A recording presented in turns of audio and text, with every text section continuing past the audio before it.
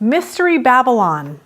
Revelation 17 talks about this. They call this place a harlot. It's depicted as a she. She's depicted as a city of idolatry, a city of great influence, a city in the desert. As the end times approach, and we know that this city will rise up, who could this be? Joel Richardson is here to tell us why he thinks Saudi Arabia fits the description of this end time player to perfection. Join us today as we hear from Joel.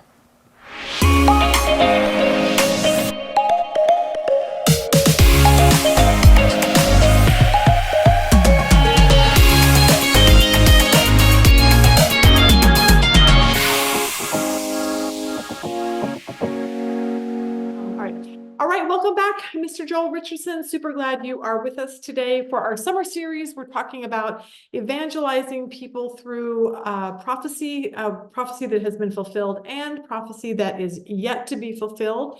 So we always say, Joel, I'm always happy to have you here. So thank you for doing this with me this summer. Okay, let's just move really fast into our next prophecy that has been fulfilled.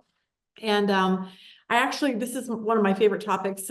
You came the very first time the last time I did Revelation. Joel, you came to Phoenix. It was the first time I ever met you.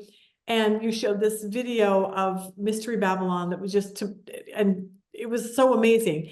And I loved your book. So between those two things, this kind of is one of my favorite topics. So talk to us about old prophecies being fulfilled and what is yet to come. Yeah. So I'll be honest with you, this is one that when I talk about prophecies being fulfilled, it's not so much about a particular prophecy that was fulfilled in history. Rather, it's a biblical concept that has been repeated multiple times. Okay. And what I mean is, when I say a biblical concept, is throughout biblical history. So I'll actually start with Genesis 3:15. This is where I often start, and this is a verse that helps us to understand the larger story of the Bible. But the fall had just happened. Sin and death and corruption have now entered the human experience. By the sweat of our brow, we will now bring forth food from the earth, and women will have pain and childbearing, and all of the things that came with the curse. And the Lord makes this declaration to the serpent. He says, I will put enmity between you and the woman, between your offspring and her offspring, or your seed and her seed, your descendants and her descendants. And then the Lord introduces the Messiah. He says, he will crush your head. You'll bruise his heel, but he will crush your head. So essentially what this verse tells us is that history from that point forward, so you're talking from the time of Adam and Eve, history would be defined by a conflict between the righteous and essentially the spiritual children of Satan. And so the Bible tells this story. Now, it's not, strictly ethnic, although there is an ethnic component to it, because the Lord makes promises to the children, the descendants of Abraham, Isaac, and Jacob, the children of Israel. So there is an ethnic element there on that side. But really, then you see other people, Rahab and Ruth and different Gentiles. They join themselves to Israel. So it's not just an ethnic issue. It's really the issue of the righteous throughout history will be in conflict with basically the children of Satan. And so as such, later, as the story develops, the righteous have a capital. They have a city. They have a home. And that capital is Jerusalem. That's the city of God. So throughout the scriptures, Jerusalem is the city of God, the city of peace. That is the place that God has chosen. That's the place where he has chosen, where the soles of his feet will dwell forever. But likewise, as the Lord prophesied, there would be this battle, these two seed lines, if you will, these two people groups.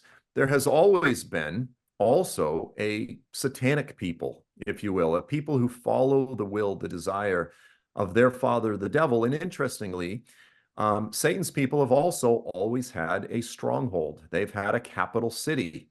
And so it's migrated, it's moved around throughout history. But you see in very, very ancient history, when Pharaoh, allowed his heart to become a vessel of murder for Satan, when he commanded that all of the firstborn children of Israel would be slaughtered.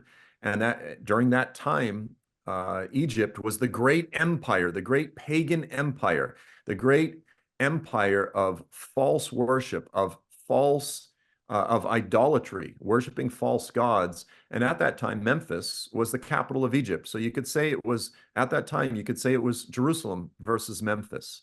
Mhm. But then later, the Assyrian Empire rose up, and that was the great adversarial pagan empire of the time. And so at that time, it was Nineveh versus Jerusalem. Nineveh was like the satanic stronghold. That was the greatest place in the world where Satan was worshipped. Satan was worshipped under the guise of various Assyrian false gods. Later, you had Babylon.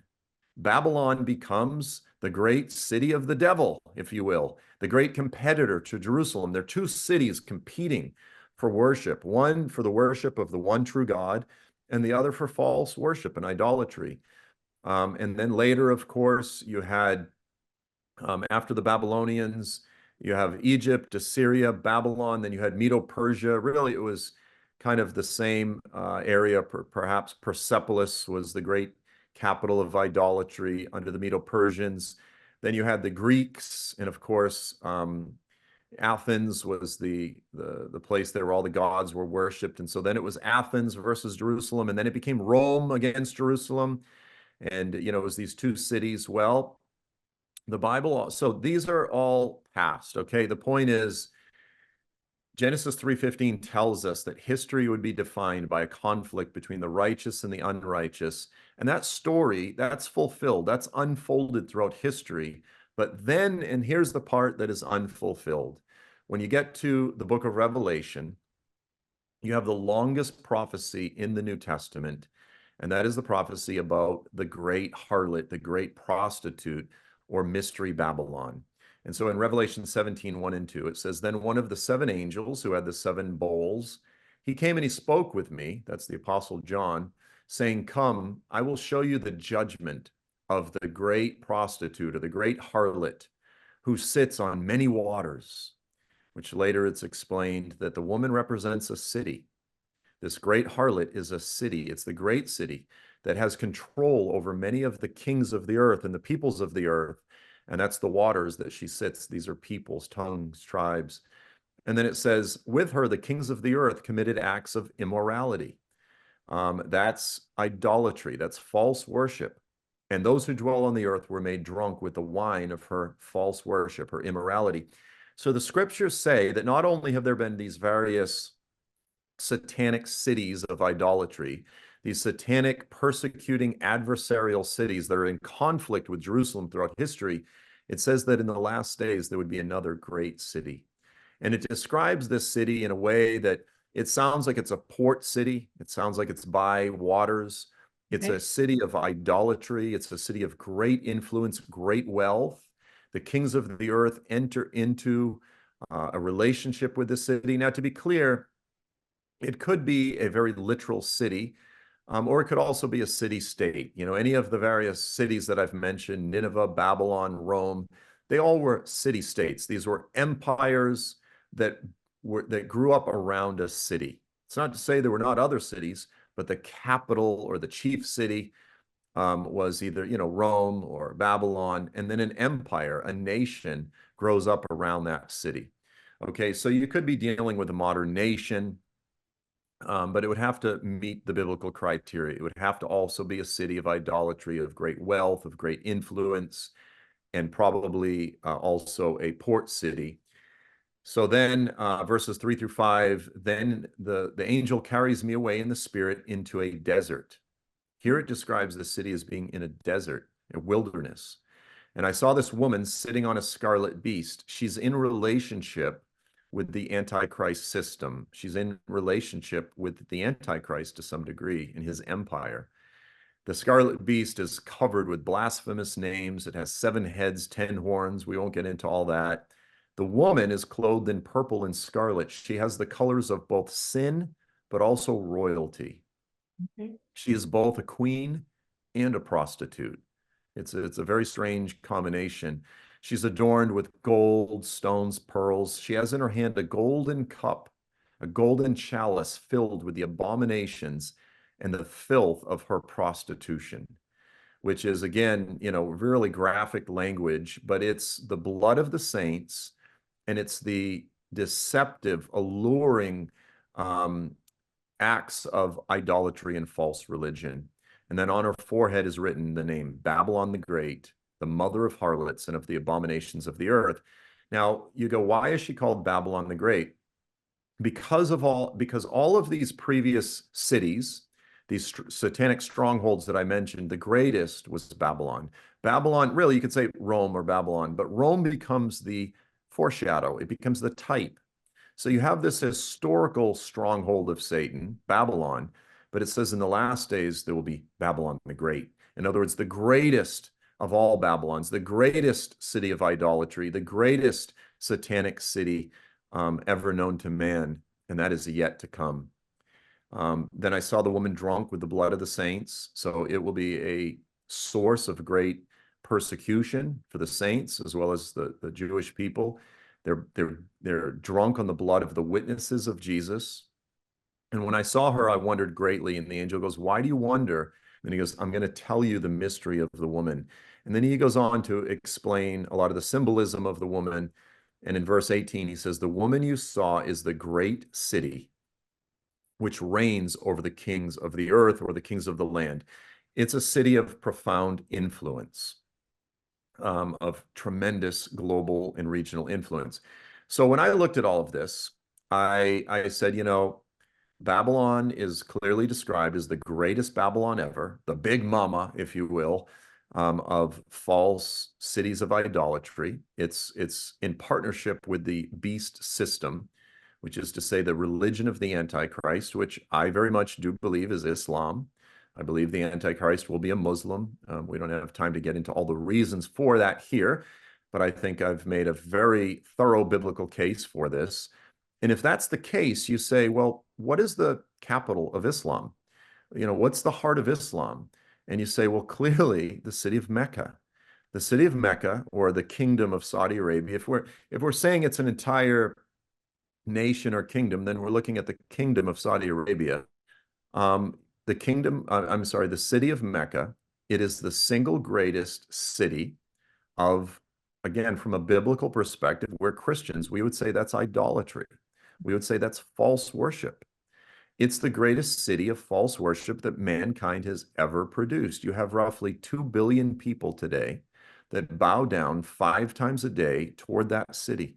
There is no city in the history of mankind that has drawn more false religion than the city of Mecca. And if we look at the nation of Saudi Arabia, it is the single greatest source of radical Islam throughout the earth. Now, things are changing in Saudi Arabia the past several years with the emergence of Crown Prince Mohammed bin Salman. I want to be clear, but historically speaking, they were the primary funders and the ideological source of groups like Al-Qaeda, of groups like ISIS, the Muslim Brotherhood, Jabhat al-Islamiyya, and all of these radical Islamic groups that are in India and Pakistan and the Taliban, all of them, their ideological foundation is Saudi Arabia. The funding for them came from Saudi Arabia. If there's an Islamic center or a mosque in your city, it was probably paid for by Saudi Arabia. Today, throughout the earth, there are more martyrs, Christian martyrs. There is more Christian persecution than at any time in human history. Groups like Open Doors monitor this persecution, and the top 20 nations, other than North Korea, are all Muslim majority nations. And I guarantee you that persecution, these Christians being killed, it's because of Saudi Arabia. Saudi Arabia is the womb, it's the fountain of radical Islamic ideology and the money that funds it, the money that spreads it. So you have all of these things in Mecca. And when I wrote my book about this several years ago, I only included a paragraph or so at the end of the book saying, and also, they're also starting to build this other mega city up in northwest Saudi Arabia. It's called NEOM. And that sounds like what they're describing in the book of Revelation, like this amazing city with tremendous economic influence. And so if they do finish this city, and I'll actually be there in just a few weeks to see the growth and the development and this sort of thing, the combination of this new city with Mecca, it really makes Saudi Arabia a very legitimate candidate. I'm not saying it dogmatically, this is that which the Bible speaks of, but Right. it sure fits the, hand fits glove. It sure fits the bill, so to speak. So if you just go on YouTube, you type in NEOM, NEOM, and start watching videos. What they're building up there right now is a massive collection of various projects, but they're going to build a city called NEOM, it's a city that is literally two buildings over 100 miles long. I want to say it's like 175 kilometers, or maybe it's 175 miles and 200 plus kilometers. I don't know the exact number, but it's from the city of Tabuk all the way to the coast. And these two buildings are just going to, it's called the line. They're two buildings that will run right next to each other. They're a few football fields high, and even the foundation goes a few football fields deep. And it's going to be a city that will all be within these little narrow, and the outside of the walls will be mirrors to try to naturally reflect the beauty of the desert. And then inside it will be filled with greenery and trees, and it will be the most cutting edge, modern, technological green city in the history of mankind and all of these things. It's really quite a project if they complete it. They're hoping to complete it by the early 2030s. So let's say about 10 years from now, they're hoping to have it done. This thing would house millions and millions of people. It's right there on the water. It would indeed be a new type of city, a mega city. And they're trying to bring in through biotech and science and technology the best and the brightest of the world from all over the world, surrounded by all kinds of admitted, really amazing beauty in the deserts there in Saudi Arabia. And it's right up by Egypt, Israel, and Jordan, and it would become a shipping. This whole area would become a shipping transport hub in the Red Sea, and it really does seem to meet the biblical requirements of Mystery Babylon. So a fascinating development, and this is absolutely, definitely something to keep our eyes on, and as we watch and pray very carefully, anticipate biblical prophecy being fulfilled right in front of us. Exactly. Now you sent me two pictures. One was in Mecca because I see the Kabbalah. Is that what that is up there? Abba. Filled with people. Kaaba. Yeah. It's filled with people. That's kind of a scary picture. And then you also put a picture. It said architects have said this project could be. Is that the picture of architects? Would you say NEOM is Oh going to? yeah. So interestingly, in this particular video, I just pulled that out of a news article. The actual architects themselves working on NEOM, they actually say, if we succeed, this will be the new Babylon. Like they literally, these guys are just secular architects, literally saying this is going to be the new Babylon. Like And you that's just. exactly what the Bible says to look for. So I just thought that was interesting. That's amazing. Okay, that's great. I'm trying to think if there's anything else you wanted to talk about Saudi while you're there. I have a bunch of stuff in here, but I don't really know what's what. I put in a few pictures. I've been leading tours to that area, so I go there a couple times a year. I lead people to the real Mount Sinai is up in that area, and I put up some pictures. The New York Times did an article. I was on the front page of the New York Times several months ago because of my leading tours to Saudi Arabia. And so if any of your audience members want to come with me, it's actually a really amazing, fascinating tour. It's only 4 or 5 days, but we go to the real Mount Sinai, and we do see the construction there where they're building NEOM right now. So it could be the future Mystery Babylon, but it genuinely is an amazing, amazing trip. Okay, yeah, that's someday I want to go. Okay, Mystery Babylon, Joel's book, make sure and get that, and joelstrumpet.com. Go sign up and go to Saudi because you do that a lot, and that sounds like super fun. So, all right, Joel, thank you. Thank you for another prophecy to be looking towards. So keep our eyes on Israel and Saudi Arabia and that whole Middle East region. So, okay, thank you. We will see you next time. next week. I love that segment because I love Mystery Babylon and how Joel explains it, because it just kind of all comes together and makes sense. Hopefully that helped you today. If you want to know more about Joel Richardson's ministry, you can go to joelstrumpet.com. If you want to know more about our ministry, it's womensbiblestudy.com, and we will see you next week.